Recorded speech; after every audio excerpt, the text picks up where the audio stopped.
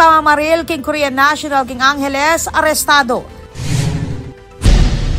Residente ning Masantola at Macabebe nagprotesta laban king anomalya king flood control projects.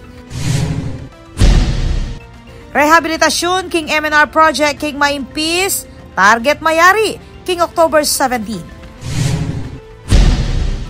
First Tourism Expo king Porac matagumpeng pesinayan.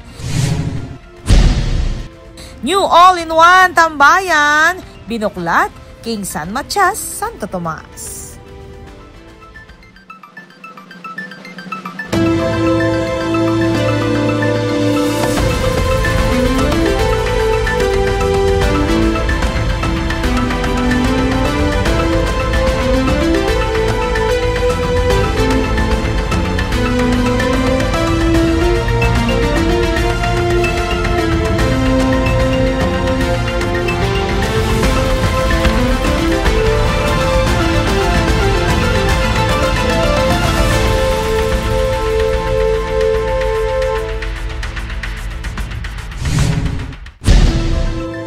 Maya pa oras kabalen.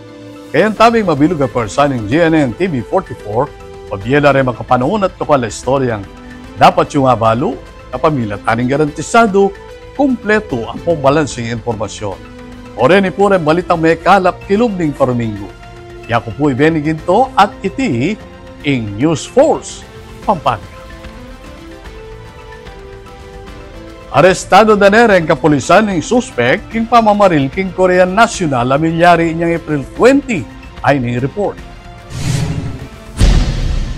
Arestado ne ing suspect king pamamate king metong Korean national king Phil-Am Friendship Highway kay bat ning joint operation ning Angeles City Police Office o ACPO, Quezon City Police District at Manila Police District. Arestado iti kapamilatan ning warrant of arrest. Kinilaling suspect bilang alias Bote, ating kasong robbery with homicide. Pinuri ng ACPO City Director Police Colonel Joserito Villarosa Jr. ing matagumpeng operasyon at pasalamat king suporta ning city government panimuna ng Mayor Carmelo John Lazatin II. Makanyan mo rin ing pamakipag-ugnayan ng QCPD at MPD. Pepasyag namang pasalamat ing Korean Embassy ating Korean Community king Central Luzon king mabilis sa kimot na rin kapulisan at ing city government para king hustisya at kaligtasan na rin hanggang residente. Iti ang kaso ng Korean National Amete kay Batberilan king dani ng Korean Town king Barangay Anunas inyang milabas sa April 20. Ako po, Patricia Mamangon para king News Force Pampanga. Balitang tutuking balen, susuyo. Nalami batar ang residente ning balen ning Masantola at Macabebe king alampat ng albog king karelang balen. Kaya tang silipan ning gewadang payapang protesta king reporting.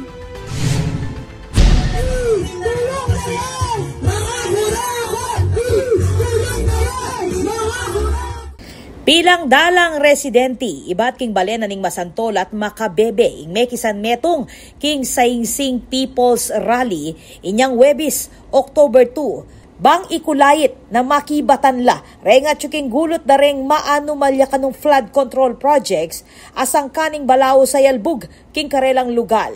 Kabang bit-bit la reng placard at makatalas king albug, pepayabot na reng residente ing karelang Sainsing.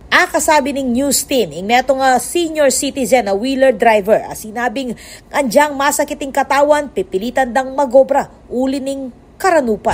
Ang albog, makanano po, pagpapanwala ini, pata pong matera na kami, ganito tayo pa kami lakaw. Ngayon tayo na kayo pong bayan milakaw. Kulang na mo po, laki lurandaya king kapanintunan ni. Ngayon po yung mga raska kami ini. Hanggang ito nagyo, pakikiyagwanan ko pang manintunan, huling daran kayo po, masyado, talagang totoo. Ngayon po, kasalukuyan, malbog na akong mati, pakikiyagyo kung kumupuin ka na akong rambitis, masakit lang po katawan, pakikiyagwanan ko po yung ako mabisa pang mandi. King pamanimuna ning Vicariate of the Blessed Trinity, may gumpisay Solidarity Walk King San Gabriel Chapel at mayari King San Nicolas de Tolentino Parish. Kapag nasaning kilos protesta, ing ilantad ing epekto ning korupsyon, kareng flood control projects na imbis na mamye solusyon, lakwas pang memye perwisyo kareng memalen. Ing kulay dareng megmarcha, hustisya at tunay solusyon king maluwat ng problema ning albug king Pampanga. Ako po, Patricia Mamangon para King News Force Pampanga. Balitang tutuking balen, susuyo. Papasahok niya Mayor Kaluwag king Senado. Bagsopan niya ing San Fernando na milako king joint venture agreement king Prime Water. Ay ni-report. Manalakaran niya City of San Fernando Mayor Vilma Kaluwag para king karapatan dareng Fernandino, king ligtas, malinis at murang danom kayag na ning gewang hearing king Senate Committee on Public Services apani muna ng Senator Raffy Tulfo. Direkta yang minapilay Kaluwag king Senado, bangso pa niyang San Fernando na mikalas king Joint Venture Agreement o JVA naniti king Prime Water. Dinikdik ng Kaluwag na dapat masatin niyang upayang syudad at reng memale naniti bang ipatupad ing sariling solusyon king krisis king danom.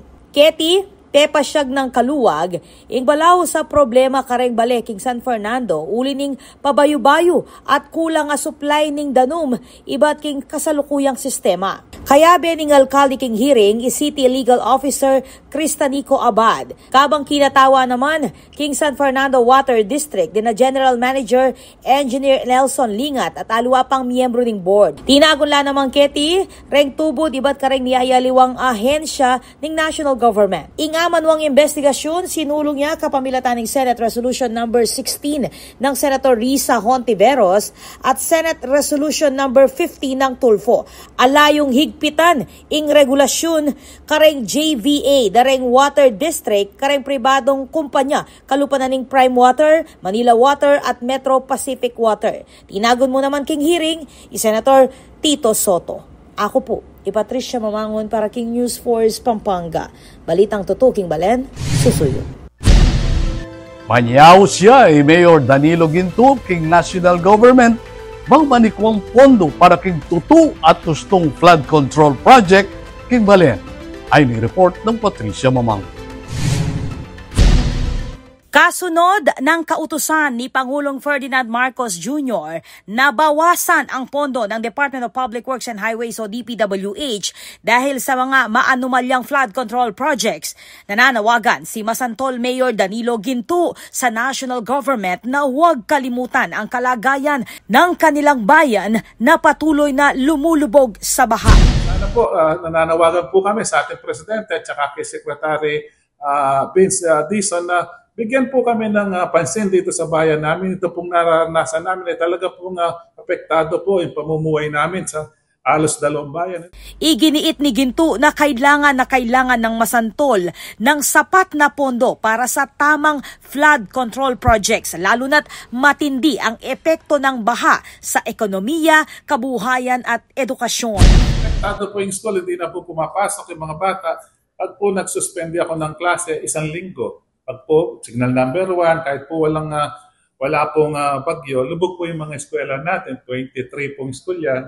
Halos po, siguro 2 school lang po pwedeng gamitin. Pag po bagyo, ginagamit ko pang evacuation center sa ating mga kababayan ng mga school. Impact sa mga business dito, kasi po dami na nagsasara. Wala pong paling public market lang po ang umaandar dyan. Pero yung mga iba po, lubog po, walang taong katulad po dito sa main road namin. Wala pong taong pwede pamunta. Yung Pure Gold po, nag-sandbag na lang yan. Pero tuloy-tuloy po yan, bukas naman po yan. Ayon sa alkalde, limitado lamang ang kapasidad ng lokal na pamahalaan kaya't pansamantalang solusyon lamang ang naipapatupad. Gagawa tayo pong temporary, dito po kay katamong sandbag po pong kawayan. Isa sa ratala po rin ang dadalanan, lalo na po kayo ng gulot na portion. Ito pong pondo tamo kayo ni po at itang Karagul, malatitang. Pero ito po yung gagawin tamo ngayon, itang kita pong barangay Pagyaba, nireper tayo po uling So kung di naguling ilog kayo nga San Esteban Katop, mamangat po, apin po yung pupunta kayong Masantol, lang po pong makabebe. Sabi ko, data po hanggang kitang pondo, kitang kaya kami ng DRRM siya gamitan la, nung lupa rin la po miras, ang gala mo po ka rin, kaya po pwede kasing kumakaret ang aliwang pondo. Kabilang dito ang mga madaliang hakbang para maibsan ang epekto ng baha, ngunit hindi raw ito sapat upang tugunan ang pangmatagalang suliranin. Ini po ang sitwasyon kini king balen na ning Masantol nung rin nagpang kang Mayor Dan Ginto 26 out of 26 sa barangay ing makababad king ganom. Aminado iti na apektado ing economic growth o ing progreso ning ekonomiya kaya king balen. Naniniwala si Ginto na dapat maipatayo ang mga nararapat na infrastruktura tulad ng dike na makakapigil sa paulit-ulit na pagbaha. Tiniyak din niya na sisiguraduhin ng lokal na pamahalaan na hindi mauuwi sa anomalya ang proyekto. Sana bigyan po tayo ng pansin, bigyan po ng proyekto, plano itong nararanasan namin. Ang kailangan po namin flood control. Sabi ko, doon tayo manawagan, doon tayo hingin ng pondo, doon tayo hingin ng tulong. Hindi po napupunta kung saan-saan. Matatanda ang binawasan ng DPWH ng halos 250 billion pesos ang kanilang 2026 proposed budget matapos ipatigil ang mga flood control projects na pinagdududahan ang regularidad. Bagamat inilipat ang pondo sa iba pang sektor tulad ng agrikultura, edukasyon at kalusugan, umaasa si Ginto na muling titingnan ng Malacanang at ng DPWH ang kalagayan ng mga bayan tulad ng Masantol na patuloy na lumalaban sa pagbaha. Ako po, Patricia Mamangon para King News Force Pampanga. Balitang tutuking balen, susuyo. Kaya kayo lang ang tabayanan. Rehabilitasyon King MNR Project King Maimpis, target mayari King October 17. First Tourism Expo King Porac, matagumpeng pesinayan. New all-in-one tambayan, binuklat, King San Matias, Santo Tomas.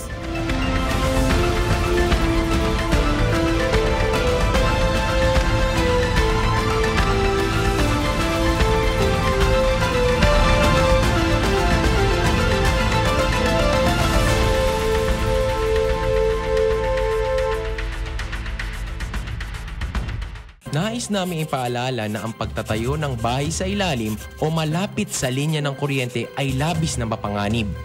Kapag aksidenteng maputol ang kable ng kuryente, maaari itong makasunog ng mga kabahayan at makamatay. Dahil dikit-dikit ang mga bahay, mabilis nakakalat ang apoy.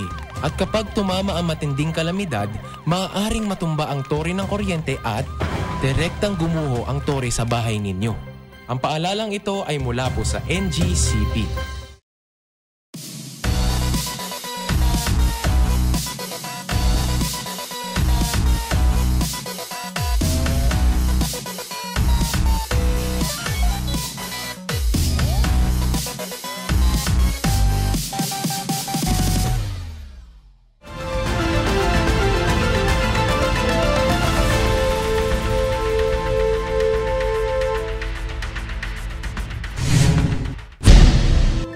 Deni pa rin balitang Kapampangan. Personal neng Linawe City of San Fernando Councilor Tino Dizon, ing area na MNR project, king dani ning Maimpis. Ay ni report. Personal neng in-inspection City of San Fernando Councilor Tino Dizon ing balaw sa rehabilitasyon ng Manila North Road o MNR project agagawa ng Department of Public Works and Highways o DPWH Region 3 ketiking dane ning MacArthur Highway arapan ning Regional Government Center o RGC king Barangay Maimpis. King initial interview king project engineer ibat king DPWH anyayang September 17 ing deadline na mayariya dapat ing proyekto. Anya mangumustayeng konsehal. Noong kapilan niya talaga mayaring project, amaulaga king Aldo Dobiahi at transportasyon dareng memalen. Tamo pong yan ni uling mag-follow up tamo po kaya pong progreso na nitang obra naning DPWH ang po itang kontratistado. Uling kung tatandaan nyo po, pangako din, kaya kami nilabasan tamo pong mag-feature Kenny, September 17 niya po. Ngayon po, September 27 ta na po, 10 days na milabas, papuyari. Pero, to give them credit naman po, dakal pumagobra ng yeni. Kung akit siyo po, dakal pumagobra, adenanda naman pong pansin, kaya katamo pong pamagpalawak. Pero kita pong kabila kanini, tipa pong kulang na metong lane. Maulaga kanong sisiguraduan na balawo sing pamagbante, kareng gagawa na proyekto ng gobyerno. Ano pa na po yan sabi ko pin, atin pong epekto itang balutamo pong ating mag-follow up po karela. Tanta bilisan da po itang obrada, tanta ita pong perwisyo na mibibigay kareni pong commuters tamo pong taga Ciudad San Fernando, lalo na po datang dalabas kening Aldol Dorugo, ita pong karelang Kalbaryo, mapabawas siya po itang Aldonga ito. Maragulya pong South Campo po kareta pong makilabas po kaya katamo kayong Ciudad San Fernando, madalas dadalang kini, elaman po taga San Fernando pero kaya bela mo rin po mapeperwisyo. Kareta pong obrang kalupananin na melwat na pong melwat. Samantala, agpang kang Engineer Kenneth Fernando ng DPWH Region 3 minyawa diyang extension ng kontraktor uling miapektuan king may ngalabasang mga sikanauran ing karelang obra. Tikdaya ing revised deadline king daratang October 17. Peg maragul na mo naman ng DPWH ing positibong epekto ning rehabilitasyon. Kabilang na ing maragula pa nga bawas king albog king lugal kay batlang tinas rengdalan. Kapamilatan ning meto nga mensahe, pasalamat siya naman ning management ning Mother Teresa of Calcutta Medical Center uling solusyonan niya ing maluwat ng problema king flash flood. King videong iti amekwa inyang September 24. Akit na nalulbog king finish section ning dalan andyang makasabi ing masika na bulos ning uran. Ako po, Patricia Mamangon para King News Force Pampanga. Balitang totoo, King Balen, susuyo. Binwel tayang pakibat DBM Music Libiran laban king malisyoso anong post ning meto nga vlogger dikil king red plate vehicles king meto nga hotel king Clark ay ni report. Pinabulaanan ni Department of Budget and Management o DBM Undersecretary Gades Libiran ang isang post ng Ajarn Chris Vlog na ipinakita ang mga red plate vehicles na nakapark sa isang hotel sa Clark. Ang caption ng vlogger, Clark Casino Parking puno ng red plates. Ayon kay Libiran, ang mga sasakyan ay pag-aari ng mga kawani ng pamahalaan na dumalo sa New Government Procurement Act o NGPA Caravan sa Clark, isang lehitimong pagsasanay na inorganisa ng Association of Local Budget Officers o ALBO Region 3, isang pribadong asosasyon. Nilinaw niya na ang DBM Regional Office 3 ay hindi ang nag-organisa ng venue at logistics, kundi tanging nagbigay lamang ng mga resource persons para sa mga sesyon. Ayon kay Libiran, this was a formal training, not a junket, kung saan iginiit din na ang Widas Hotel ang pinili ng ALBO na matagal nang ginagamit para sa mga seminar at walang aktibong casino operations noong isinasagawa ang aktibidad. Dagdag pa niya, ang NGPA Caravan ay bahagi ng pambansang programa upang tiyakin na ang paggastos ng pondo ng bayan ay alinsunod sa batas, tama at epektibo. Nananawagan si Libiran sa naturang vlogger na bawiin o linawin ang kanyang post at humingi ng paumanhin sa mga kawani at institusyong naapektuhan. Ako po, Patricia Mamangon para King News Force Pampanga. Balitang totoo, King Balen, susuyo. Kasado na ang 27th likha ng Central Luzon Trade Fair aganapan king Mega Mall. Ay ning detalye ng Patricia Mamangon. Aabot sa 148 exhibitors mula sa rehiyon ang lalahok sa 27th likha ng Central Luzon Trade Fair na gaganapin sa SM Mega Mall, Mandaluyong City mula October 15 hanggang 19, 2025.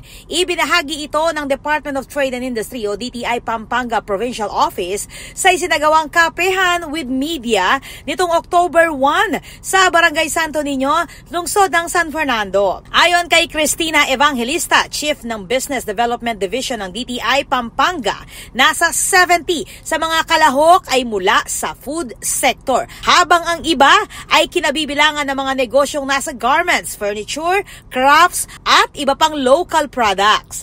ang likha ng Central Luzon po, ang immediate na goal po natin dyan is talagang makatap ng institutional buyers. Hindi lang yung one time na bibili sa iyo, pero ang gusto talaga natin, maging regular yung ating transaction with our buyers, yung mga supermarkets, yung mga foreign buyers associations, or even yung mga exporters. Kasi yun ang gusto natin, long-term po na sales na transactions between our MSMEs and our target buyers. Karamihan sa exhibitors ay mula Pampanga at Bulacan. Tampok din dito ang mga produkto mula sa 7 probinsya ng Central Luzon. Layunin ng trade fair na itaguyod at ipakita ang husay ng mga produktong gawang Central Luzon. Gayon din ang patuloy na pagtulong sa mga micro, small and medium enterprises o MSMEs na makilala sa mas malawak na merkado. Ang likha ng Central Luzon Trade Fair ay taunang proyekto ng DTI, katuwang ang mga lokal na pamahalaan at pribadong sektor upang maipakilala ang kalidad at likhang yaman ng rehiyon. Ako po, Patricia Mamangon para King News Force, Pampanga. Balitang tutuking Balen, susunod. Deng Parulta, Pampanga, malyari na lang manikuang Philippine National Standards o PNS. Nanuyapin iti, ay ring report. Malyari ng manikwang Philippine National Standards o PNS, reng parula gawang Pampanga. Kaiba ng inanunsyo ng Department of Trade and Industry o DTI Pampanga, ing asahan na launching na niti king daratang October 13, 2025 king siyudad ng San Fernando. Agpangkang Elenita Ordonio, Provincial Director ng DTI Pampanga, kapag nasaning amanwang inisyatibo, ing lakwas pang itas, ing kalidad at kasiguraduan king kaligtasan darem produktong parul amaluwat ng simbolo ning Pasko at tradisyon dareng Kapampangan. For your information, magkakaroon na po ng Philippine National Standard yung ating mga lantern, parol. No, for the longest time, wala pong national standard sa parol. So on October 13, i-launch po yung Philippine National Standard ng lantern. Also, we're inviting our parol makers coming from the 3 na mga provinces po ng Central Luzon who are manufacturing parol. So, So malaki pong event yun. Kasi nga yung ating parol, we cannot export them kasi nga wala silang standard. But then this time, medyo maluwag-luwag na if ever na maraming exporters, mga importers ng parol. So we can really vouch for our lanterns. Ing Bureau of Philippine Standards o BPS kaya duwangan ng UL Standards and Engagement ing manimuna king aktibidad. Layo na niting iisplika at ipakala tingulaganing PNS para kareng parol, partikular na king pisasabyan ning pamagpatibe king kalidad ning produkto at proteksyon dareng consumer. Dagdag na pang Ordonyo, maragulyang sao ping mika pamantayan o standards, bang lakos pang akilala ren parol dareng Pampanga, king kilub at kiluwal na ning bansa bilang dekalidad at ligtas a produkto. In Pampanga, ing tegoryang Lantern Capital of the Philippines, uli ning tradisyong parol making at syempre, ing ligligan parol, abida, king mabilog a bansa. Ako po, Patricia Mamangon para King News Force, Pampanga. Balitang tutuking Balen, susunod. Manatili makatutok king weekend edition ng News Force, Pampanga.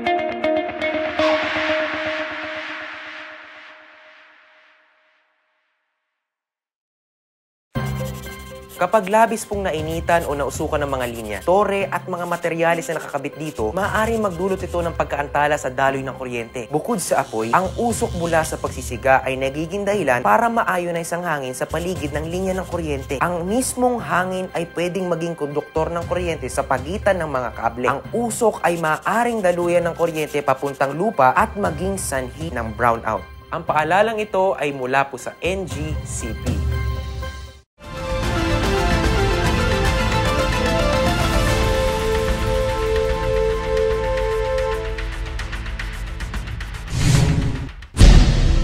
Deni pa rin balitang Kapampangan. Modernong medical equipment at facility in pesinayan king Sacred Heart Medical City, King Ciudad Angeles, kayagnaning 16th anniversary dareti ay ni-report. Para king 16th founding anniversary ng AC Sacred Heart Medical Center, yamu basta simpleng selebrasyon ng meganap no meto nga milestone event, amig level up king access at quality ng healthcare para kareng Kapampangan at kareng kasiping nga probinsya. Bida king programa ng blessing at ribbon cutting dareng adwang major facilities, ing 3D mammogram o breast tomosynthesis at ing expanded hemodialysis center para yung game changers, karas king preventive at critical care. Yes, sabi ko nga 16 years, it's such a significant milestone sa amin. But we're not just measuring time here, no? But we're measuring how much lives we've touched, how many patients we've healed, and we've comforted through the years. Ang sa amin, it's not just a celebration, but it's our affirmation that we all have our shared vision for the hospital, and it's a promise also. It's a reignited promise that we'll keep doing better, we'll improve. We're going up, up, up. That's what we usually sing lately. We want to be golden. That's why ang dami pong mga expansions, and daming new products and services that we want to offer to our community. Good news para kareng kebabaynan, available ne ing 3D mammogram king mesabing ospital. Meto nga modernong imaging technology aagyong adetect ing mas mga lating cancer cells a posibleng akakit king traditional mammogram. Ating 50-degree wide angle view, ating stereotactic biopsy, minimal radiation exposure at mas dita kasakit o discomfort. Mas malinong images, especially para kareng ating dense breast tissue. So we acquired the latest technology in digital mammography. So we got Siemens mammography. So we have, together with the regular screening mammography, it includes tomosynthesis, 3-dimension mammography.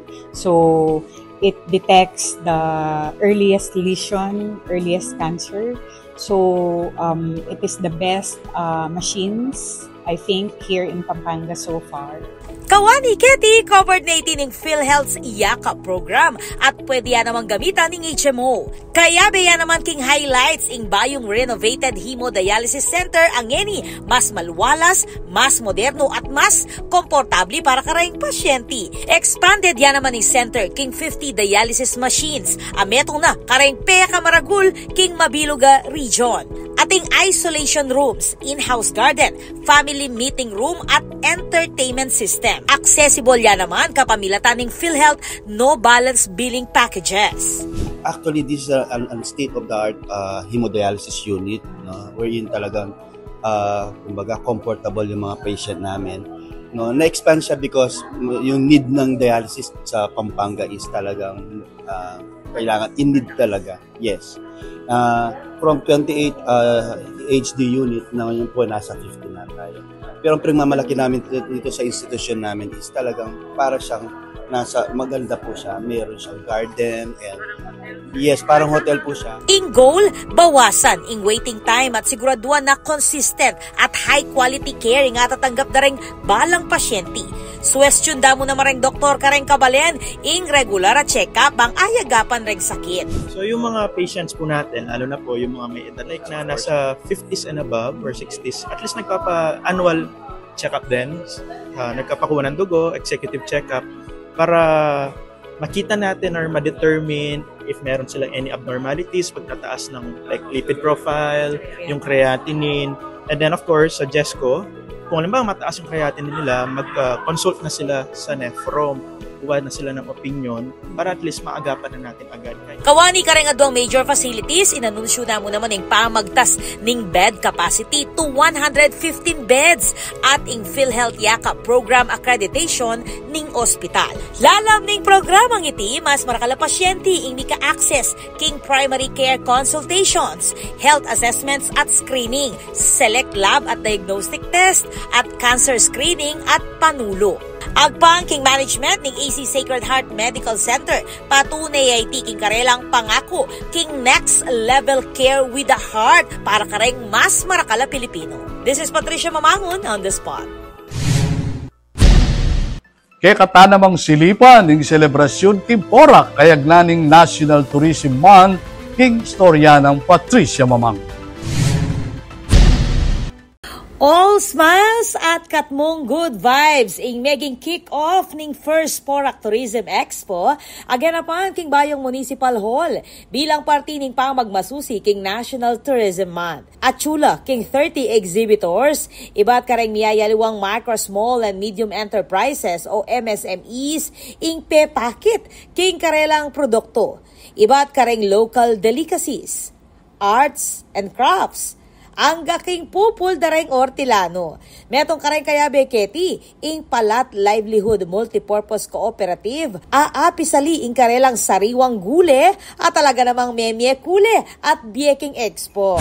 Para kula pong bagay kay kami Ortilano, lalo na po kareng yayaluang barangay yung ilapi yagiting gule dareng Ortilano, lalo na po dakala yayaluang barangay yung Tagayni. Okay po yung first expo ng Porac. Agpang kang Vice Mayor Jen Capil, maulaga, ing pamanyo porta, kareng magumpisa pa mong magnegosyo. At kareng artist, uli ning maraguldang ambag, king panyulong ning turismo ning Balen.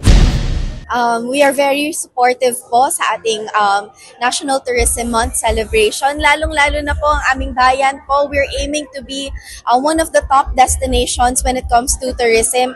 Kaya all out po ang aming tourism, lalong-lalo na ang ating pong mayor, para po ma-showcase po ang ating mga local products po dito sa Porac. That's why we've held yung aming first Tourism Expo na nagaganap po ngayon para po mas mabigyan ng platform po ang ating mga local producers dito sa Porac para ma-showcase ang kanilang mga produkto. Kaya bemo naman king selebrasyon, i-Councilor Maynard Lapid, ing chairman ng Committee on Tourism at kasalukuyang presidente ng Philippine Councilors League Pampanga Chapter, amemye mabiluga suporta ki programa. Gawan dipungan, kaya tabi da pure man ulan Porac, gawan mi po yung agreement para pasikanan niya pa yung tourism na puling Porac na po. And syempre, welcome po kaya kayungan at nakala salamat po kaya pamagat. Kawani king exhibit, highlight mo naman king Tourism Expo, ing Filipino Brand Service Training, Pastel Art Workshop, at familiarization tour. Amemye bayong karanasan at inspirasyon para kareng tinagon. King kabilugan, meging makule at makabaldugan niya ing mumunang Tourism Expo ning Porac.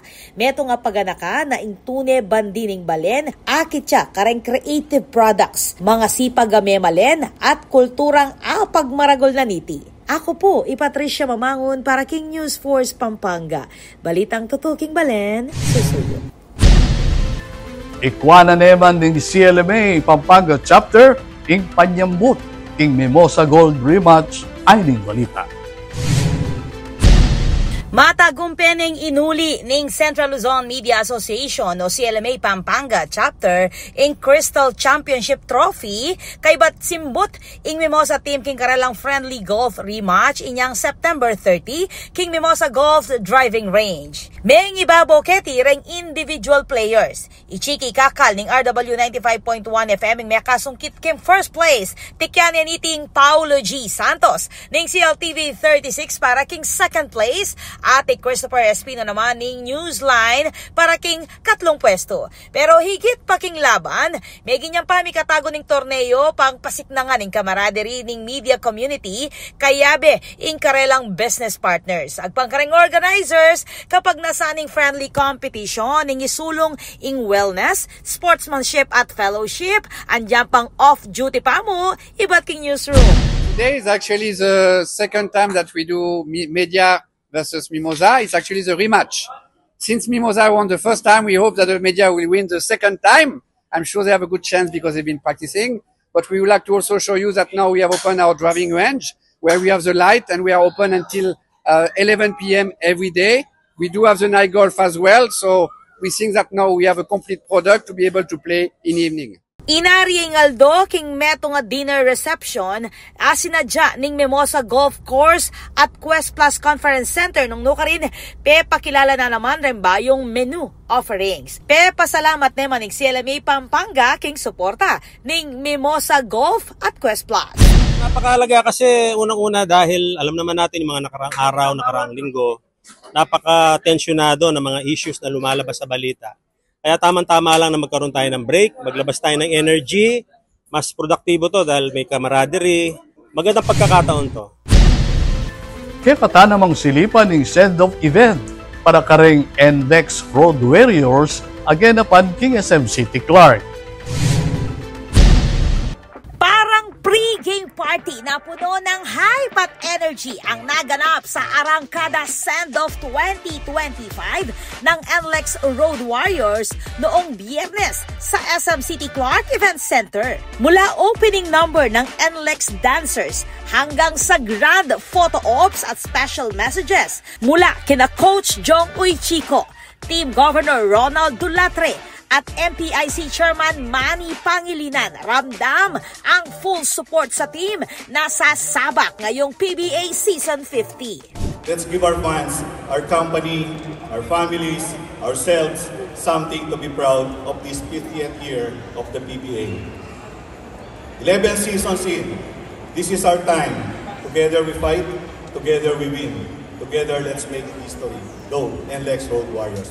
Bukod sa mga speeches, stand out ang mini games at raffle draws kung saan ang fans ay nakasungkit ng exclusive merch at prizes. Siyempre, highlight ang moment na nakilala at nakakulitan ng fans ang kanilang idols sa meet and greet. Sa huli, ang event ay hindi lang simpleng despedida, kundi isang pump-up rally para ipakita na ang Road Warriors ay handang magbigay ng all-out performance sa darating na season.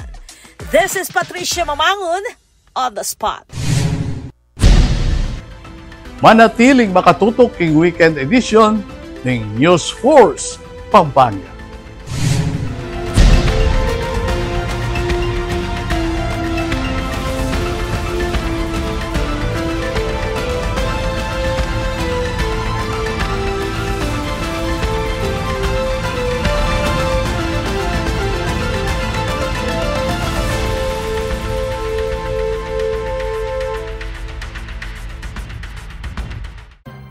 Ang inyong truck ay maaaring sumabit sa linya ng kuryente.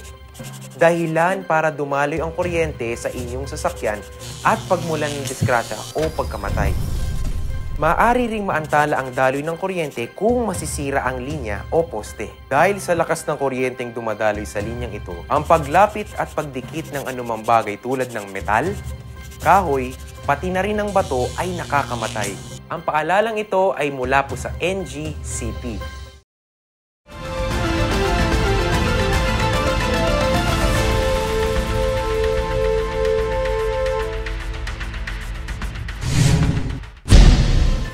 Dini pa rin balitang dapat tamang tutukan.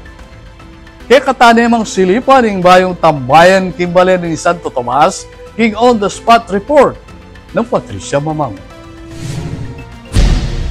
Isang bagong all-in-one tambayan ang nagbukas kamakailan sa kahabaan ng MacArthur Highway dito sa San Matias, Santo Tomas, Pampanga. Pagmamay-ari ito ng dating City of San Fernando Councilor Reden Halili na ngayon ay nagbigay ng kakaibang combo spot para sa mga mahilig magkape, magpa-car wash at mag-relax. Sa loob ng building, 3 establisimento ang pwedeng puntahan. Nandito ang Haven Brew Coffee Shop. Perfect spot kung trip mo lang magkape, mag-meeting o mag-chill kasama ang tropa.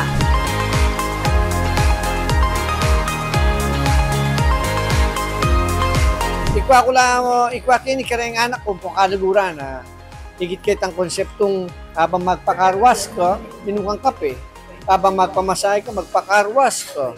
Habang mag-coffee ka, di ba? Nakalunwal. Kini nakamo. May 6 na bay naman sa mabilis at maayos na car wash ang Prime Works at may dagdag pang car detailing services. Para naman sa self-care, may manicure, pedicure, massage, at iba pang pampering services ang kanilang Liwa Spa. Bukod dito, may spacious parking space kaya hassle-free ang pagbisita kahit sabay-sabay ang customers. Siyempre, dini pang tao Santo Tomas. Sing sap na ni kanang kaluguran na mayor, kalo siya natin yung tinibinil kamo. Kaya ni Santo Tomas. So, nakalasalamat kay Mayor kay Santo Tomas, kayang kagawad, konsyel, dahil empleyado kay Santo Tomas. They're very good. Balak very good dyan San Fernando. Very good dyan in Santo Tomas. Ayon kay Santo Tomas Mayor John Sambo, malaking tulong ang bagong negosyo para sa lokal na ekonomiya. Opo, masaya ko po na pasalamat ko kay Ginong Mayupaya. At the same time, kang Councilor Reden Halili of City of San Fernando na nag-invest na po kay Tibalen na Santo Tomas.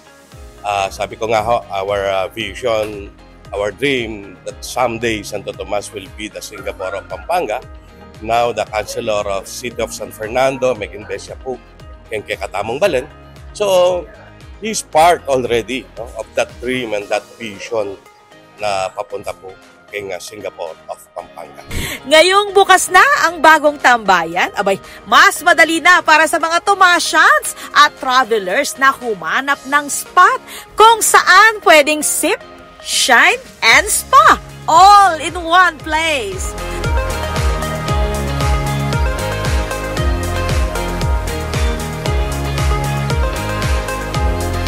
This is Patricia Mamangon on the spot. Abe, atin ang pickleball court king SM City Telebastagan ang mga bukulat Aldoldo ay nireport ng Patricia Mamangon. Calling all kabalen na atsuking active lifestyle. Good news! Open ne ing pickleball court king SM City Telebastagan at iti ing first ever SM Supermall king Pampanga amanang pang king makanining sport.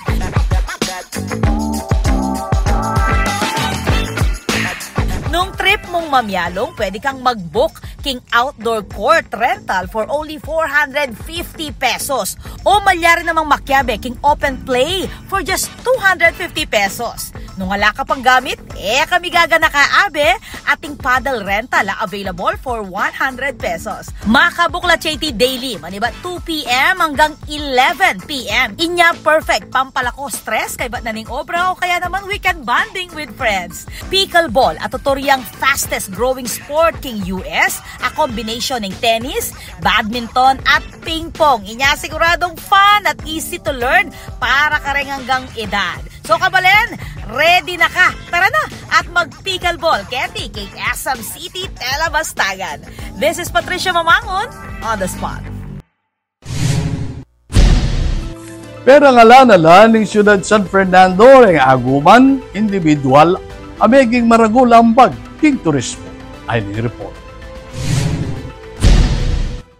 Pero nga ala ning siyudad ning San Fernando, kapamilatan ning Tourism and Investment Promotion Office, reng migit king 160 individual, grupo, at organisasyon amemiem maragulay ambag king panyulong ning turismo ning siyudad. Pesinayan niya ang Tourism Star Awards 2025 king Mini Convention Center king Heroes Hall. Nung nuka rin, dinakilaketi ring parangal king Shama kategorya bilang pa magkilala king Gelingan, Inobasyon at Serbisyo karas king sektor ning turismo. I'd like to warmly welcome everyone to our annual Tourism Star Awards in the city of San Fernando, Pampanga, the home of the giant lanterns and one of the best places to go for Christmas in the entire world. Dakal pong salamat at mabuhay po tayong lahat. Kapag nasaning programa, ing ibalaos lang kilalanan at pasalamatan. Ren kaya duwangan nasasahop, bang itas pa ing kalidad ning San Fernando bilang metong premier destination king mabilog a bansa. Nais kong ipaabot ang aking taus-pusong pagbati at pagsaludo sa mahigit 160 awardees ng City of San Fernando Tourism Star Awards 2025. Ako po, Patricia Mamangon para King News Force, Pampanga. Balitang tutu, King Balen, susuyo. Panalakaran ng News and Public Affairs Team ng GNN TV44, ingadinan kayong matas sa kalidad ng lokal na pamagbalita bilang panatang serbisyo karing sablang Kapampangan. Yako po ay Benny Ginto at ini ang News Force, Pampanga. Balitang tutu, King Balen, susuyo.